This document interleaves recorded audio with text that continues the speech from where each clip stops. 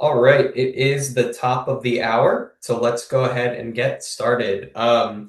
Good morning, afternoon, evening, everyone, and thank you again for joining us today. Today's webinar explores one of the most talked about topics in cybersecurity right now, the role of AI and large language models in malware analysis. While there's plenty of hype surrounding AI, today's session is focused on practical applications and real-world workflows that can help analysts work more efficiently.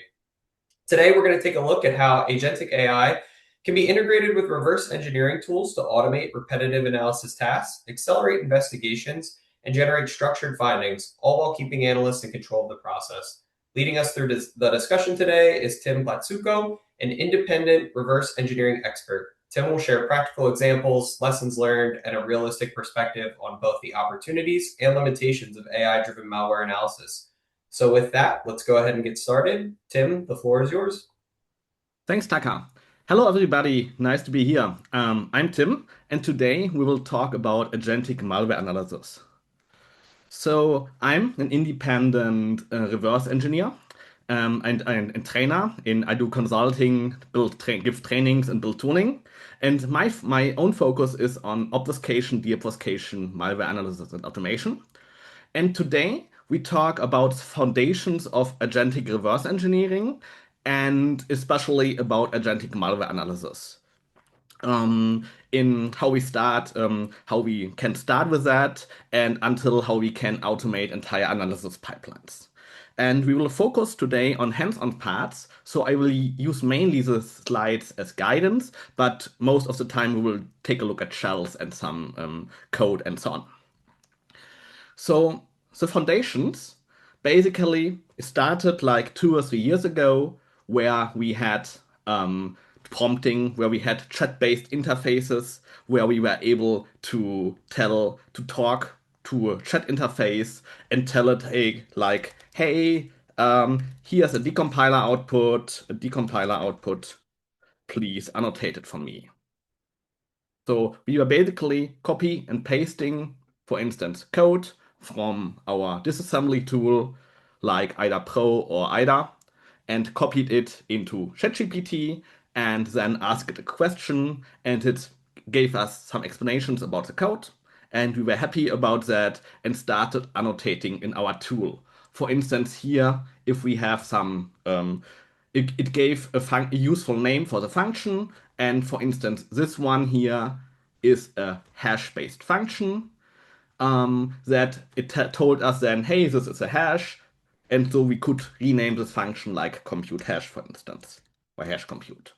So that was like 2 or 3 years ago. So, and this already helped a lot.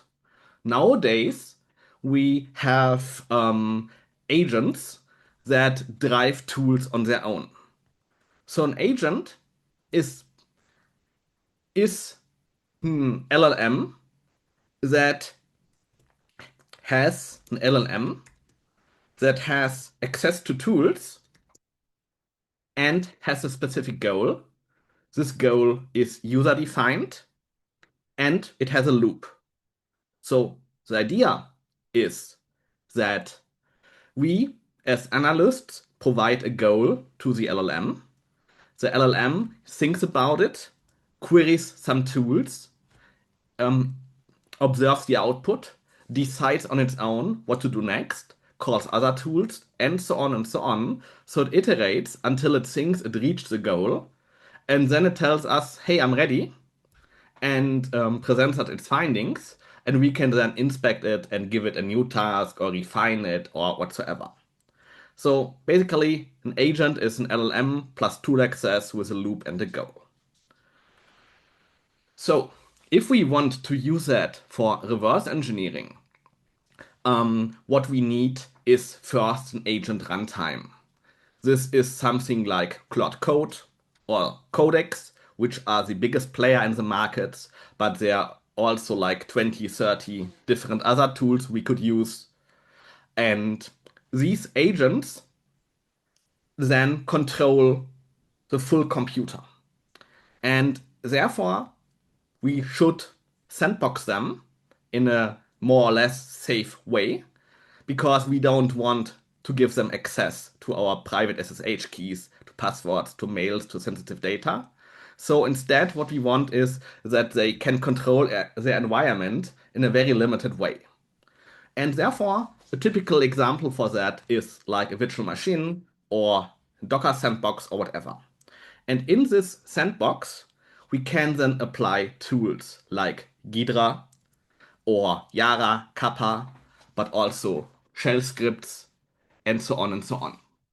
And then the agent basically owns this entire container and can do in that whatever it wants to. So to set up, we can, for instance, go to folder here, and there we have a Docker file. And this Docker file then installs exactly the things we need in this container. For instance, for malware analysis, we install something like Yara, like UPX, like Radare, NASM, some bin utils, and so on. If you scroll down, we see here, in this case, Binary Ninja or Ghidra, but also Kappa. So we install the tools. And then we have a script, something like run docker. And if we execute that script, we spawn a Docker container in that folder. So in our example today, I'm here in this folder where I have a folder with some malware samples that we will take a look at later on. But I also have like a Binary Ninja zip. This is a Binary Ninja installer. I have a Docker file, which then contains all the tools and this run Docker shell script. And now if I execute run Docker, I spawn a virtual machine inside that folder. So that means this folder is now, this project folder is mounted inside the Docker container such that the agent has access to the samples and to the entire setup, but also lives in its own Linux environment where it can install tools, build stuff on its own, and so on. And now I could spawn an agent. For instance, today I will mostly use Codex. Codex with the, in this case, the current model. And we set the reasoning effort to low only because of speed, because for showcasing stuff live, it's faster that way. And now we could, for instance, tell it like create hello world.c and compile it. So we could give it a basic instruction, and then it would write a small hello world.c, compile it, and now it's done. And if I manually inspect the folder, I now see that there is this hello world c at the compiled version. So we have agentic runtime inside a Docker container with tool access.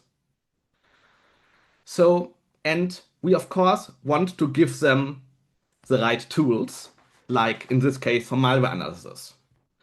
There is a protocol, like which is called Model Context Protocol, and this one allows agents to talk with the client server protocol such that it can connect to tools that are hosted elsewhere. For instance, I might have a dedicated server that runs a debugger or dedicated server that runs Ghidra or something like that. And then it could use that and connect via network to that other server and have access to tools.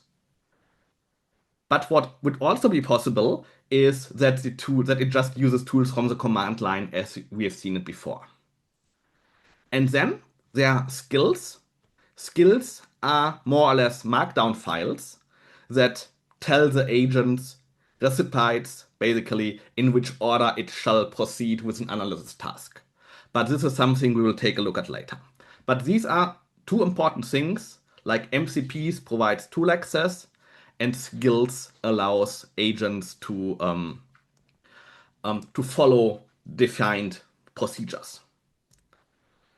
So for MCP, we have, for instance, the Ghidra MCP or also the Binary Ninja MCP, which then has access to all kind of tools like disassembly, decompilation, symbols, and so on. In our case here, I use this time the Binary Ninja MCP, mostly because it's faster than Ghidra for live demonstrations. And here we see that we have all kind of tools accessible. And we could now ask a question like analyze the binary bin ls with the MCP. What does it do? And now it will start opening the binary and analyzing it and so on. There's a question if the slides and the links will be shared. Yes, so the slides will be sent around later on.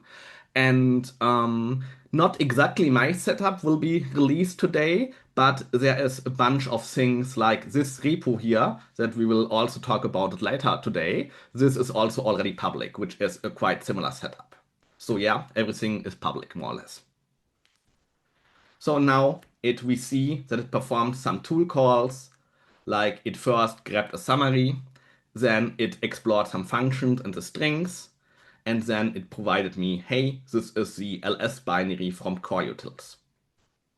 Okay, so we have tool access. We have skills that are reusable workflows that allow us to write task-specific guidance to tell the agent first do that, then do that. We can provide templates and scripts and so on. And this will become later on very useful. So with that basics, let's jump into agentic malware analysis. So in malware analysis, we have, especially if we do manual reverse engineering, we have the problem that we have a lot of tasks that are quite straightforward to do if you've done that once or twice, but they repeat all over the time. For instance, you have to decrypt strings and configurations from the malware. You have to unpack malware samples because they have multiple stages. You want to get initial high-level understanding what it does based on API import and so on and so on. Maybe it obfuscates its imports, like its library functions that it imports from the Windows API via hash-based routines, and we have to break them. We want to extract Jara rules or IOC and so on. So, for example, in this case here, I have a Mirai sample. Mirai is an embedded botnet. And this one encodes default credentials of embedded firmware, like default passwords of routers and webcams, and tries to brute force them such that it can spread on its own. And if we take a look at the strings, we will see that we have a lot of strings that look like in the valid ASCII range, but still somehow not very useful. And if we start backtracking them, where it comes from, so in the end, we will jump into a function like this one, which is called a lot of times and takes somewhat encrypted strings as input. And if we take a look at that, we then see that we have a loop where we walk bytewise and XOR it with 22. So if you see that the first time, you might have a hard time figuring out what's going on. But this is a pattern which you nearly see on the daily basis if you do malware analysis, because you have a malware that has obfuscated strings within 1 byte XOR hard-coded constant. So what we would need to do now is we would need to walk over all strings and write a script to decrypt them manually. And this is something that is doable. It's not hard, but it would take us like 30 minutes to an hour to do that for all the strings in the binary. So, and this is a task that can be excellently mitigated to an agent. For instance, we could take this function, copy that, jump into an agent and tell it like analyze agent samples Mirai. It contains a string decryption routine at there. So we give it as address. And then we tell it like decrypt all the strings,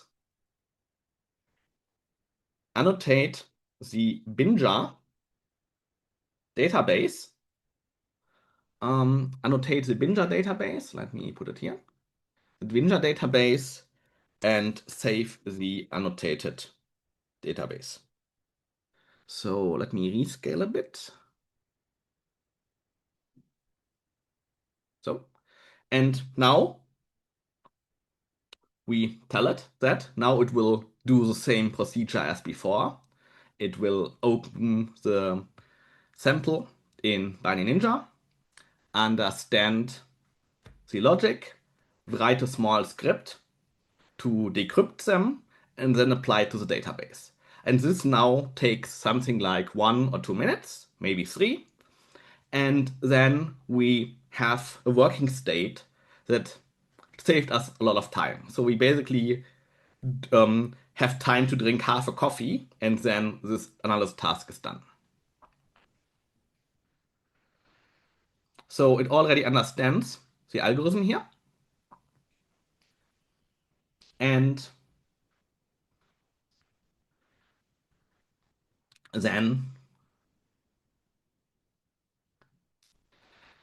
then it will decrypt them, and then it will provide an annotated database in a few minutes. So there's a question, if I have a mind map or checklist, what to check on a PE, binary, APK, and so on. No, not really. I don't have really a checklist. But in the end, what you do is like this is what all static analyzers do. Like they check for is there for the entropy. They check are there any strange sections in the binary. Are there any are there any um, is there any high entropy for maybe potential packed code? What are the imports? What are the exports? So the standard stuff. So, but there are plenty of checklists out there. If you Google that, or if you asked your LLM, you basically get this checklist instantly. Also, VMRay does this all the time, like doing it in its static analysis path, checking for stuff like that. So there are a lot of tools that check for the same things. So, as we've seen a bit, it already decrypted some of the stuff here, and then it calls the set comment task, and now it saves the database. So now I should be able to here. I see now we have an annotated database.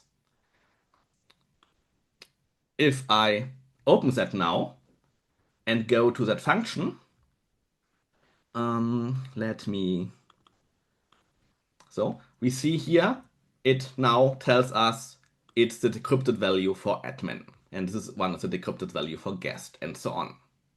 And if I take a look at the source code, I also see it also renamed the function, and it here also annotated everything. So this could have been done, of course, also manually by us writing a script, but this saves a lot of time. And basically everything that we do today, that we, hey, analyze that function and so on, and give me insights about that, can then be, of course, also annotated in databases. So this was one of the easier examples. Let's go to another function, queuing. Queuing is a somewhat recent sample. This is a few weeks old. And this is a multi-stage ransomware which has in one of its first stages an EDR killer. And this one has fake imports, like it imports fake API functions, and it does a lot of the real API functions that it uses. They are imported via hash-based lookups. So what that means is we basically have a hash function, like let's say it imports something like nt create thread or something like that from ntdll. So what it does is instead of importing that, it has a hash function where it iterates all the imports. So something like for import name in get imports of ntdll, and then it checks if we have a hash function where we put in the import name. If import name equals some constant, then we basically load the import. So we basically have a lookup table in the code with hard-coded constants where we hash the imports from the import table of a specific DLL, and then we compute the hash and check what imports are there. If we want to automate that, we basically need to find the hash function. This is the hash function here. Then we need to compute. Then we need to understand the hashes here. Then we need to check that this is ntdll, ntdll, and so on. This is somewhere else in the code. And then we need to fetch a list of all the imports from ntdll, brute force all of them, and then compare against the constants. So this is also a setup that we see quite often. However, um, we see it a lot, and it's easy to bypass because it's just always the same procedure, but it takes a lot of time. Like this task would take us like half a day or something like that to resolve all imports of the entire binary statically. And so we could do something similar. Let me fetch the address of the function.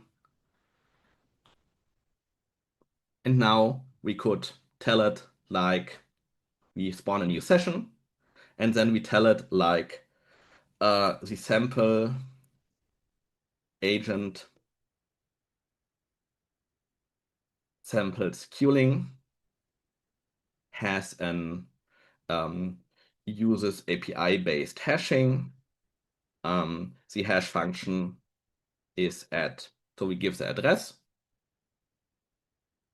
and then we tell it understand the code, its context, and resolve all the imports. So I'm not sure if that works if we do the reasoning level of low. If we set it to high, it absolutely works within some time, that it takes a few longer. So let's stay at low and check if it resolves it in the next minutes then. So this queuing sample has multiple stages, and it allows us to, and if we do a static analysis, we spend quite a lot of time at this first stage because it's heavily obfuscated. It doesn't only have API imports, it has a lot of other stuff that we need to figure out. Like a colleague of mine worked on that sample, and the first stage took about like 1 week full time or something like that. So in a static analysis, this is feasible, but it takes a lot of time, especially if you want to understand the code. And of course, there are other ways to learn what the sample does. And well, one of the common things to do there is dynamic analysis, especially sandboxes like VMRay ones. So if I use the VMRay sandbox for this sample, I see that it traced the entire process tree, that it checked what it does, that it recreates that it gives me a lot of information. So like it tells me what processes it spawned, what files it created, what network it contacted. So here, if you take a look at files, we see that there are some kernel drivers. So it seems to drop some kernel drivers and so on and so on. And these things we don't really see here while doing static analysis.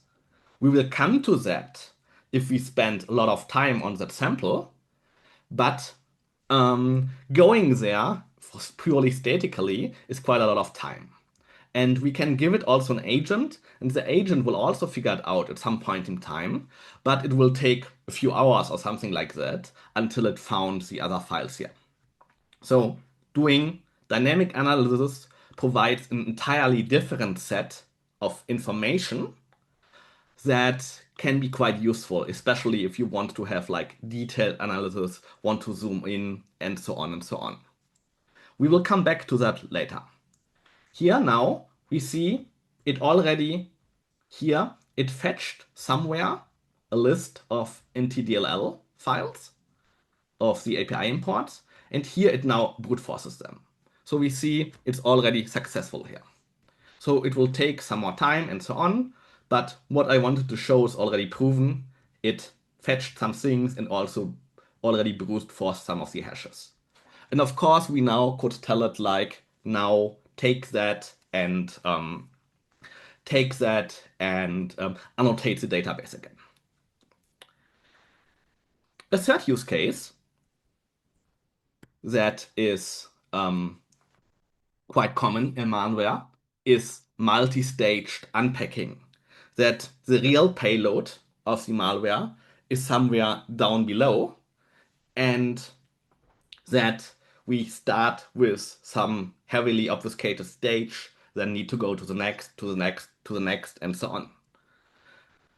The PE killer we just took a look at here is one example. One other example with a lot of multiple stages is, for instance, a Fisher sample.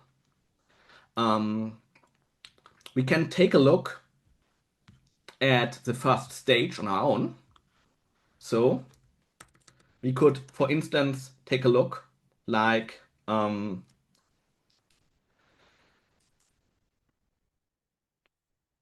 here and do a file command on that. And there we see it tells us is stripped. It's a sample, okay. And if we go to Fisher, we see, okay, it's a ELF file. But this is only one stage. And this file then drops other files and then drops other files again. So it's a multiple staged sample. And until we reach the final stage, it will take like 4 or 5 iterations that we have to do dynamically or statically on our own and so on. We could also, the same way we did it here with this call, we could tell it like, hey, there are multiple stages, understand how it works and unpack the stages. And then it will do so, but it will also take some time. And still, at that case, we don't really learn what's going on because it needs to figure out on its own. If we have like a dynamic analysis report, like this one here, we can also learn quite a lot. So here in with VMRay, we then see, for instance, the behavior that it created a lot of different processes. We see somewhere that it contacted the network and which servers. We can see that it dropped a lot of files and so on. So, and the good thing is that we can combine these information. We can, of course, let the agent work purely statically, and this gives us really great results and supports manual reverse engineering. However, we can also enrich it with dynamic information to significantly improve upon that. that always has been the case that the dynamic runtime information from debuggers and so on provide more context. And if we have like a great map with dropped files and so on, it can enrich the analysis quite a lot. So we can, for instance, here go here and download the entire archive. So I already did this manually. So, and then let me move it in here.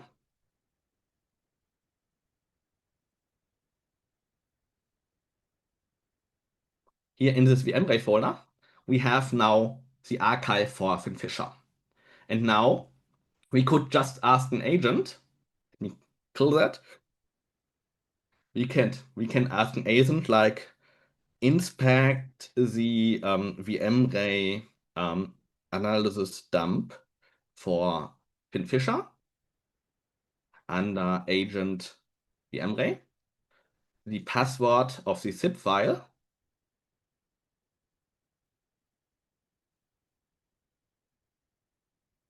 is infected.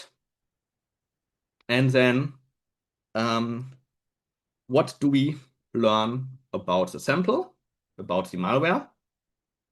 Don't do a deep analysis of the binaries,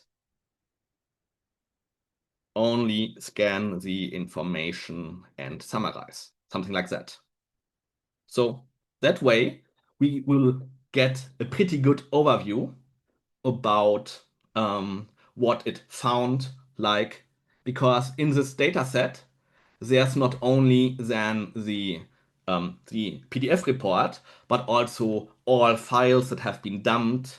There have been files that like PCAP data for network communication and so on. So basically, it provides a lot of raw artifacts that can be used to enrich analysis. So, and this will now take some minutes, and then it will give us with a good information. Let me check.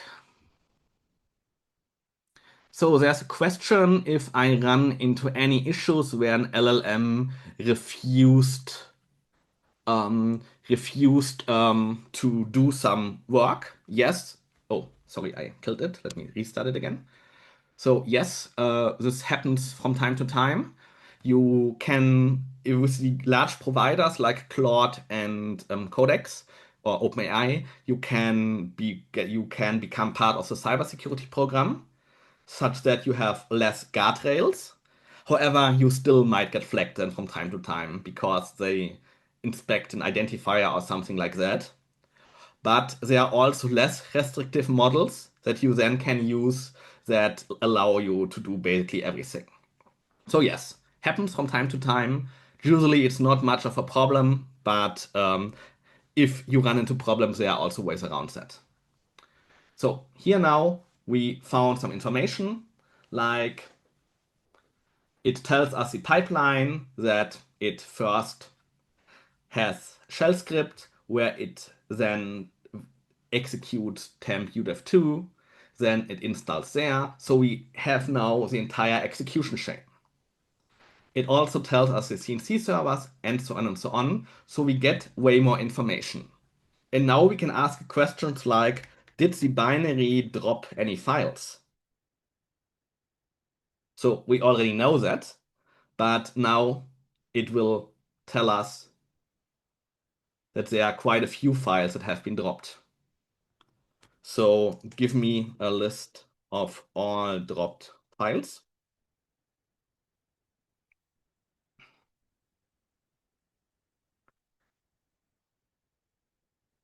And then we should be able to get a more in-depth file list. So other question, what benefits of using MCP for an app is there for instead of using the client directly? Well, it depends. So if you have the main advantage is mostly that if you have like a dedicated server that use some special tools that are not part of your Docker setup, but via network or something like that. You need to talk to that and you need to save some state, for instance. For that scenario, it's often good to use an MCP. Um, However, they are also often doing everything client-based with client tools makes also more sense. So it's like there is no definite answer to that. This is it depends on the use case and also a bit about the individual opinion. So in my case, I only do it. I do always client tools if I have put them in the same container, and if they are stateless, and if I need to save some state and so on, I go with MCP. And now here, this one told us that it extracted a lot of files. So so we can ask it inspect the SO files. What do they do? Or what are they? So usually SO files are shared object files under Linux. So basically the equivalent to DLLs. And that way, so they so shared libraries that are loaded at runtime. However, in this case, they are probably encrypted.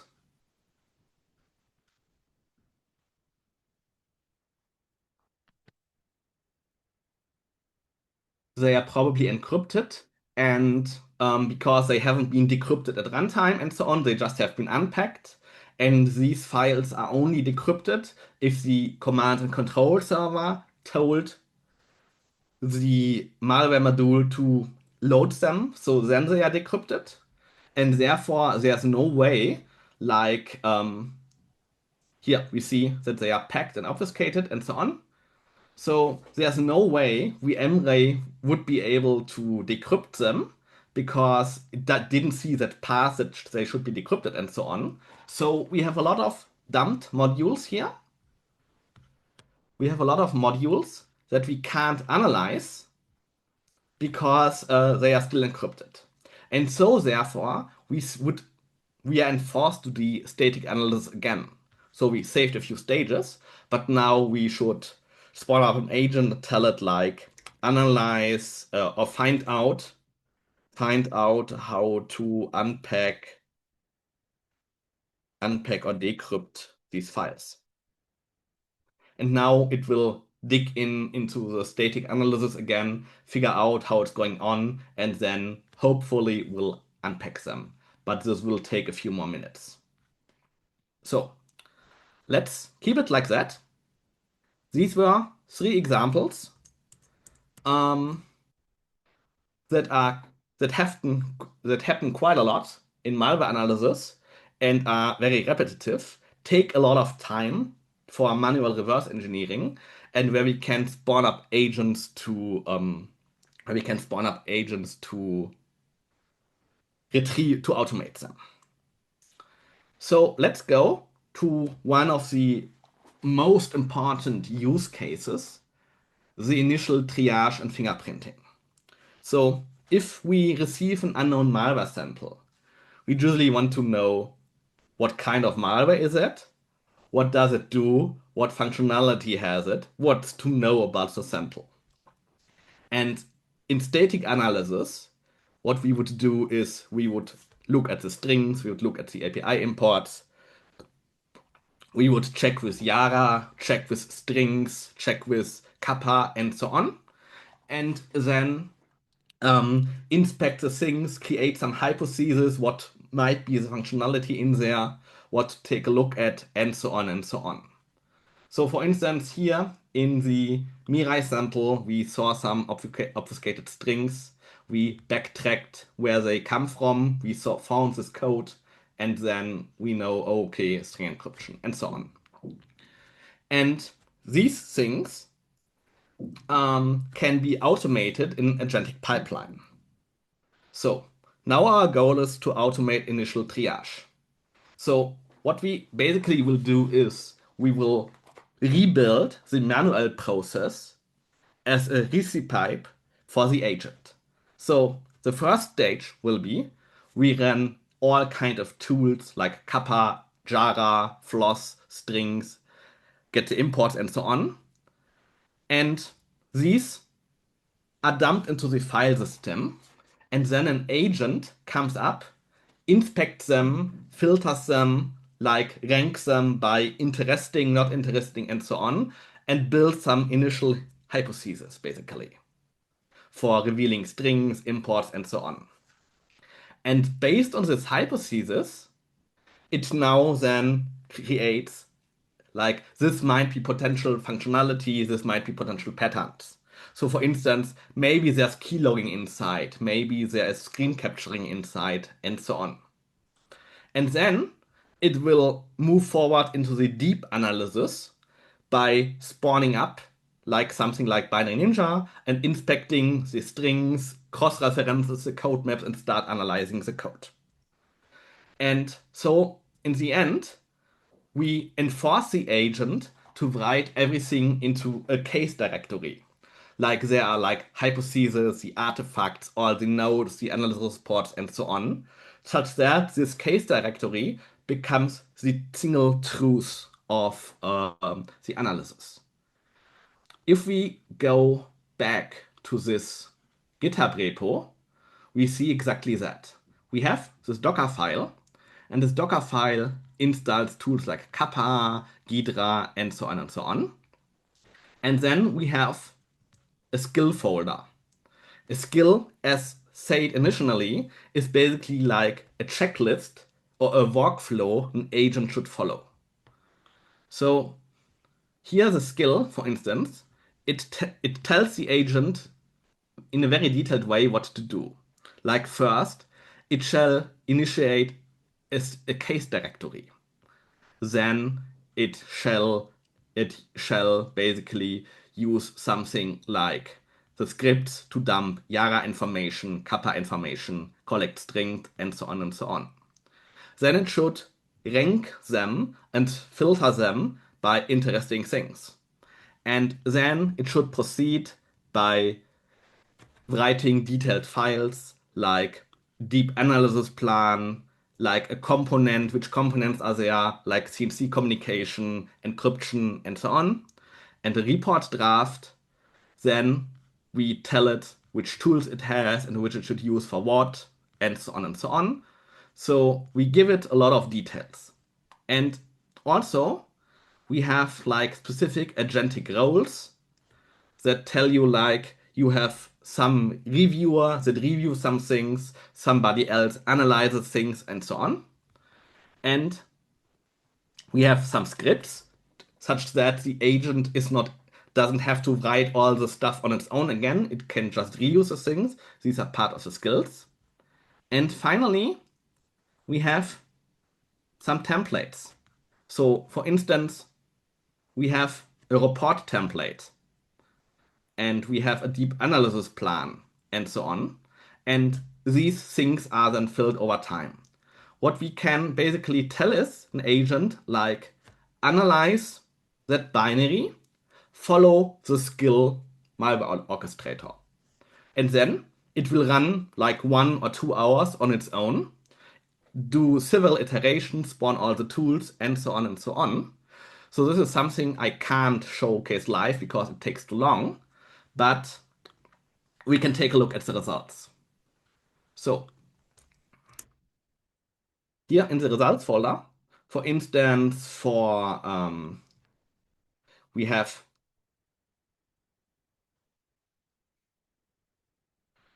have something like let's go for Quinn-Fisher. So here we then have like a reporting draft. This hasn't been, maybe, let me take a look at. Okay, I think I copied the wrong one. Let me go to Queuing then. And let's say the reporting draft. And there it tells us it's a multi-stage loader chain. It's a DLL with side loading. It tells us that it's found the kernel drivers and so on. So this basically is purely static analysis. It just ran for 1 or 2 hours. And based on this workflow, the agent was able to figure out that there are some multiple stages, that there's a kernel driver inside, that it checks for McAfee and for other AVs because it's an EDR killer and so on. So it provides us with quite a lot of information. And yes, provides us with a lot of information. It also resolved the things on its own, the API imports, and so on and so on. So it did a lot of work. And it also, if you take a disassembly, it and decompilation, it also saved some of the artifacts and so on. So here we have now everything like the Jara run, the string run, and so on and so on, and the agents and the files that it dropped and so on. And so now we have a pretty good analysis that allows us to take a look and figure out what's going on and so on. So, and this, of course, works even better if we combine it with VMware data. So as said, if we do something like if we dump the entire analysis report here in archive with all the raw artifacts and so on, it gives it initially more information. So as a result, it has a way better overview about the entire execution chain, about what's going on, what to focus on, and so on and so on. But at the same time, it doesn't waste too much time with like the unpacking and so on, and can get fast to the real things faster. So in combination, they are very powerful. They are also very powerful on their own, both approaches. But if you combine them, results are way better, and it can also guide the analysis. So for instance, we've seen it here before that the Fisher sample that VMray was able to decrypt or to unpack everything, but some of the stubs unpacked they were still obfuscated. And now an agent was able to unpack all of them here. And now we could use the malware orchestrator skill on that one and still get a lot of more information. And there are also samples that don't want to be analyzed in sandboxes. For instance, I have another sample. We don't dive into that too much now, but I have another sample which basically checks only for a specific environment. And if this environment doesn't match, it just doesn't execute and exits again. And so therefore, in VMray, we don't see any meaningful information there.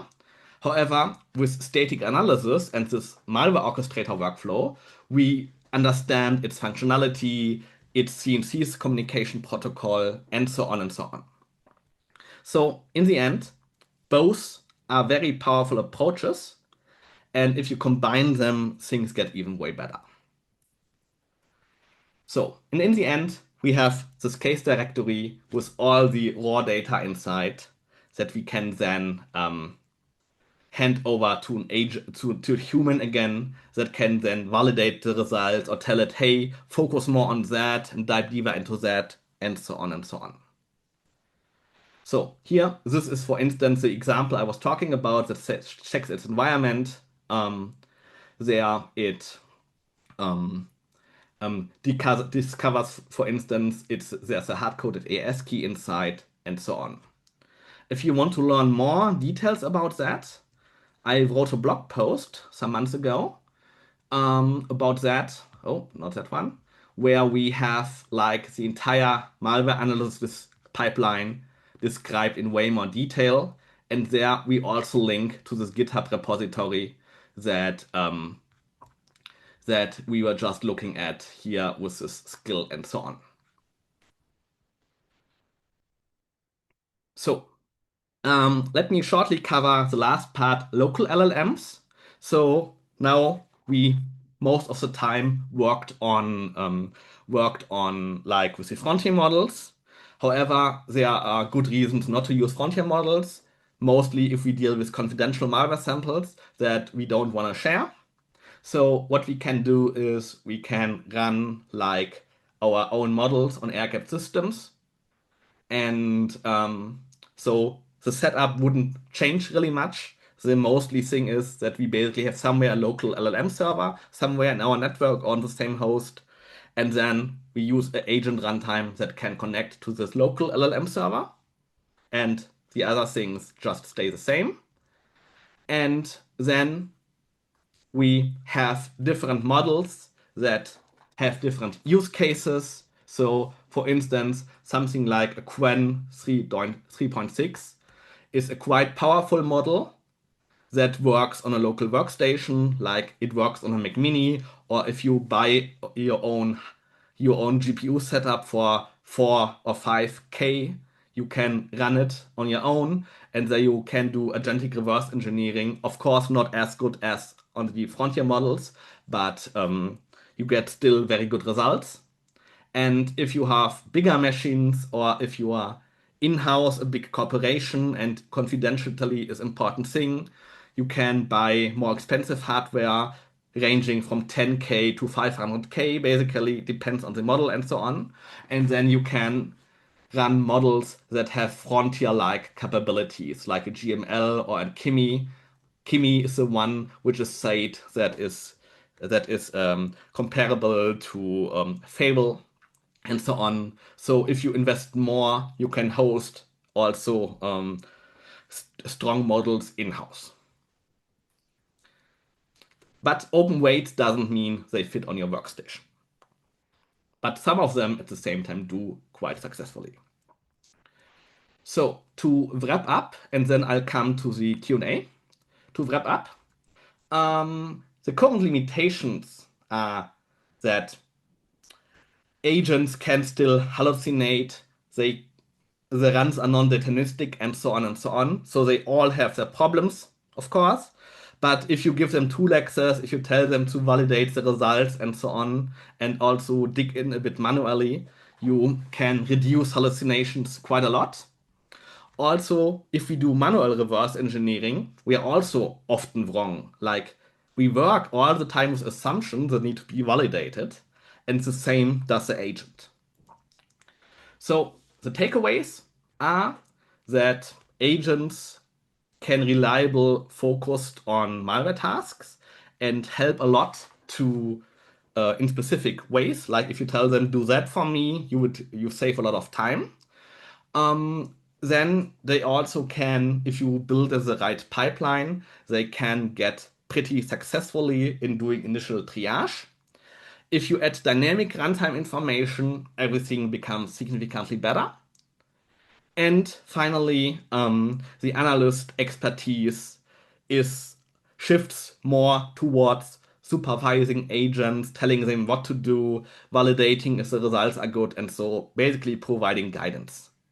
And therefore, we can conclude that agents change the economics. So if you want to play around with the stuff on your own, as said, I will send out the slides later on. You have a lot of Git repos here that can work like this agentic malware analysis one with a blog post. I also have a webinar series where you find a few things, some other setups and so on. So you have access to all the things. So from my side, I'm done besides the Q&A. So thanks a lot for your attention. And if you are interested in learning more or doing some trainings or so on, just visit my website or feel free to reach out. Thanks a lot. So now let me check the open questions. And if you have new questions on your own, just feel free to jump them in. That one I already answered. So there's a question if I use any protection commands or skills to net execute the malware on agent Docker. Well, technically, if you do large-scale malware analysis, I would not recommend doing it on Docker. This is more like an example. So all of the samples I analyzed now basically do not run natively on my host here. And otherwise, this is just a lab computer. So if something goes wrong, it would also be like not the worst case. But in general, I would not do agentic malware analysis in a Docker container on a production system. I would do stronger guardrails like doing full VM encapsulation and so on. Um, so yeah, somebody said some other samples include prompts that intentionally violate model guardrails. Yes, so prompt injection is a thing.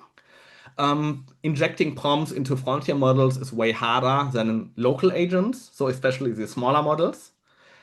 However, if you drop some keywords like anti-cheat engine or bioweapons or something like that, you might have chances that you hit a content violation and the analysis stops.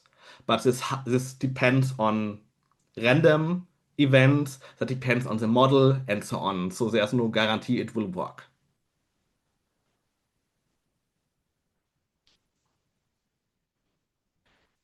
There's a question about what are the implications of abusing these techniques.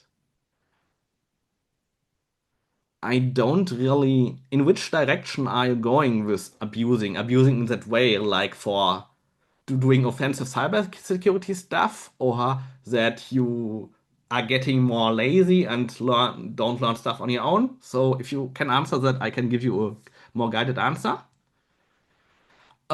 What are less restrictive models? So if we go back to that slide, for instance, if you take a look, basically all of these open models are Chinese-based models.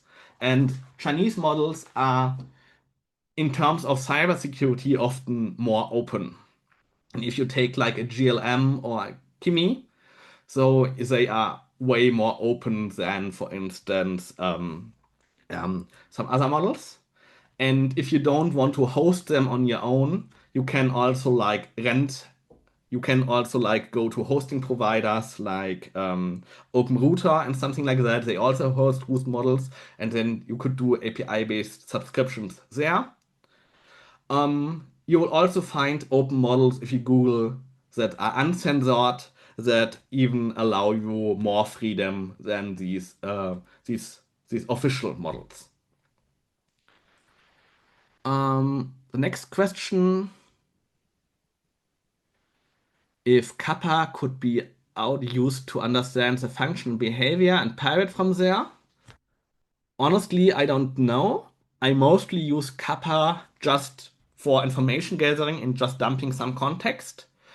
Um, Maybe, but I can't answer that for sure. Please provide a rough list for cybersecurity-centric LLMs for interrupting malware analysis. Well, I just did that. Um, if I have full internet from Docker, yes, in that setup I have, but in a real large-scale malware environment, I would restrict it way more. Um, for OpenAI to use ChatGPT 5.6 Sol, you don't need be in the cybersecurity program. You can also access it if you have the right subscription model or via API. But to go into the cyber program, this is more or less only like an ID verification. Like you do basically have to send your ID. They will validate that it's really you, and then you are verified, and then you can participate in the cyber program. So next question: do you have any indication how much an analysis costs? It highly depends. On the task, on the workflow, and so on. So all the analysis we did today, like the short examples, they were just a few euros, like less than 5 euros or something like that. If I do like the full malware orchestration workflow, this is probably 10 to 20 euros or something like that. So it's workable. But it depends which model you use, which thinking level you use, and so on and so on. But with comparable setups, this is below 30 bucks.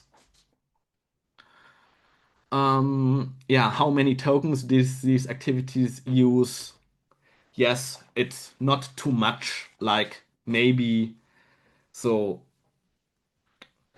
not too much. For codecs, we can check, for instance, if I just this setup here, which used the unpacking, it used like it used like 200K tokens, so not really much. And of course, it depends if you have large scale analysis, if the agent runs for many hours and so on. But yeah, if you have like a 20 euro subscription for Claude or for OpenAI, you can also, and you don't hit the guardrails, you can do these tasks already. Absolutely, yes. And if you pay more, like if you have the business account or the pro model or something like that, you can do like 200 times more or 20 times more, something like that. But the $20 models are sufficiently enough to play around with that on your own. Um, Next question.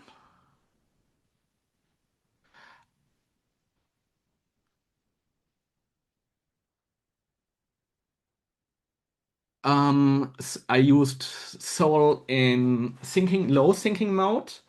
If I have any experience with the quality of other models and modes, well, technically, my default is basically to go with the frontier models and set the effort to high.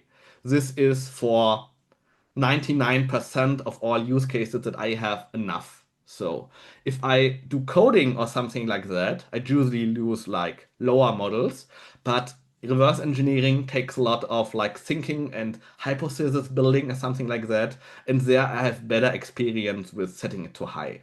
But setting it to medium or low, as we have seen here, already works well for some tasks.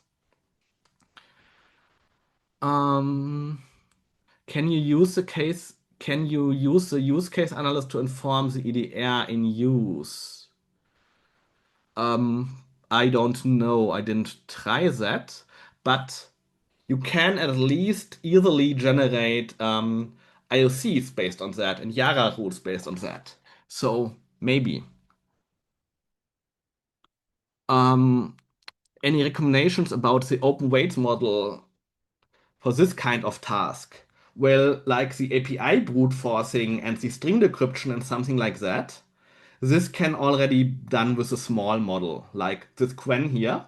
This takes like 30 or 40 gigabytes of shared memory, and this works quite well for these kind of tasks. And if you do the full malware orchestration workflow, it doesn't perform that well. The small task we gave them works pretty fine with them.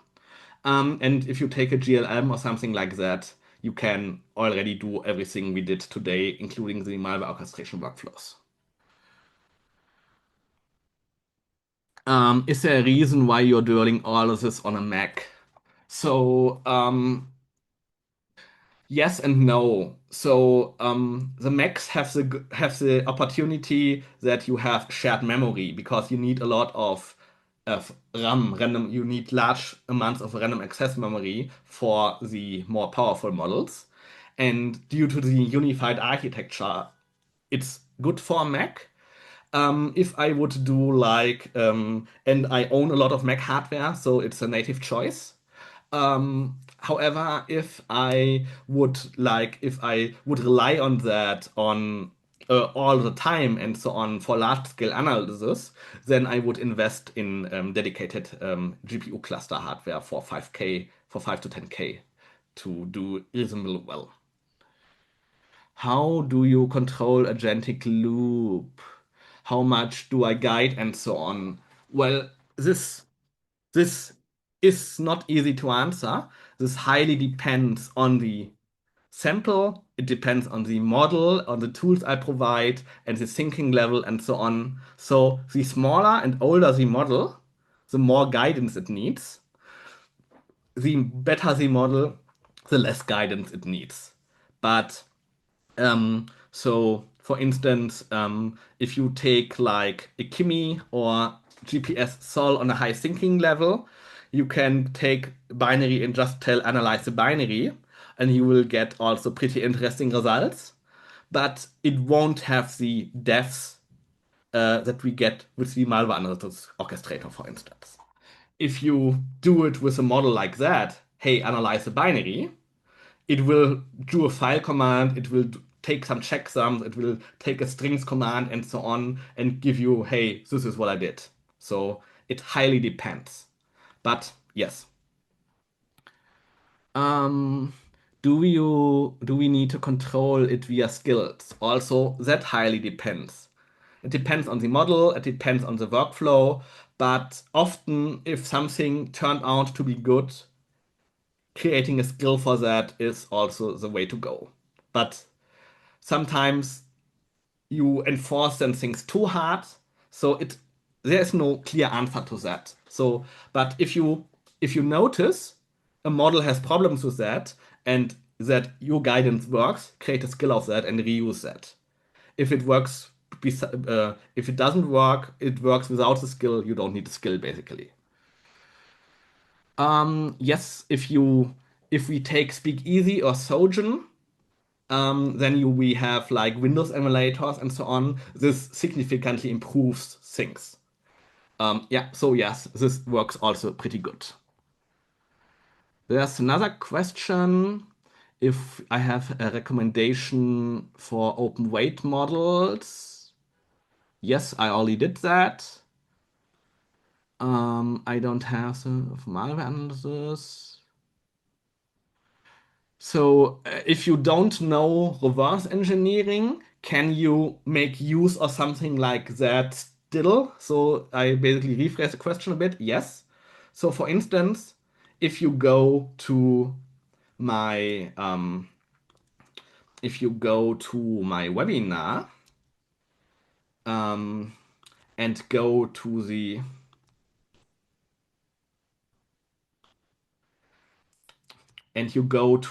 for instance, Agentic reverse engineering folder, if you just run Docker sh there, you will be in a similar Docker environment as now with Ghidra headless, and then you can just ask it, hey, take this binary, analyze it, and then it will basically open Ghidra in the background, analyze it, and so on and so on, and you will get a lot of results that are quite useful without knowing reverse engineering at all. So with a setup like that, this is entirely open source and free and so on, so you can get great results. Um, I'm reading the next question.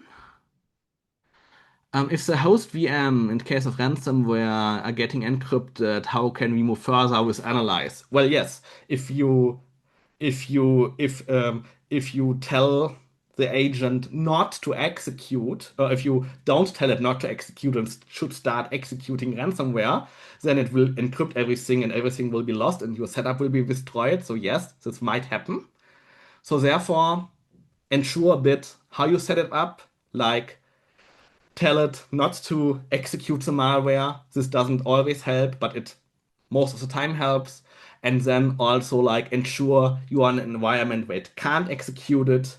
For instance, like on a different native architecture or whatever. And also like having snapshots and restoring snapshots and so on, and then just restarting. That also helps. But a guarantee that it's never executed only works if you don't provide any form of execution environment. Next question, if an adversary could pack this binary with tons of controversial keywords.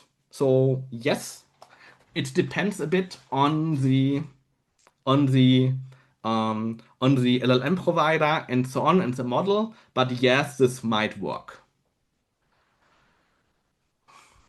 If my skills do IRT fix up as part of unpacking, the malware orchestrator skill doesn't do that, but in private I have other skills for that. So yes, and some of the like GPT 5.6 Soul on the highest thinking level can also reconstruct that stuff on its own. Um, what is my experience with LLMs hallucinating? Also there, similar answer to something like this one. The more powerful the model, the less hallucinations. So, like a small model hallucinates way more than a larger model. This might not be always true, but so as rule of thumb. And if you need basically to give agents the possibility to validate the results. So, for instance, it should check something and then compare with a different tool and check if it's really true or so on, or spawn another agent that reviews the results and gives feedback and so on. So you have ways to mitigate results. In general, if they work with tools and so on, hallucinations are below 5% more or less, so they are not all over the place. But you can also further reduce that by letting them review their own stuff and so on. So there are ways to reduce it more.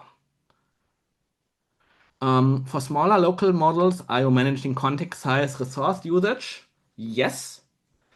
It depends. So for instance, this model here has exactly the same context size like GPT 5.6 Soul.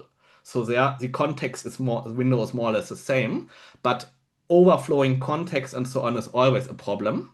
So therefore, for that reasons, we have something like this case directory where we dump all the information. So telling an agent to plan in this repository, to update this repository regularly, and to dump all the raw artifacts there, all the tools there, and so on helps a lot. So basically, it makes a difference if you say, answer that question for me, or answer that question and dump the results there. That for longer running tasks, this makes a lot of difference.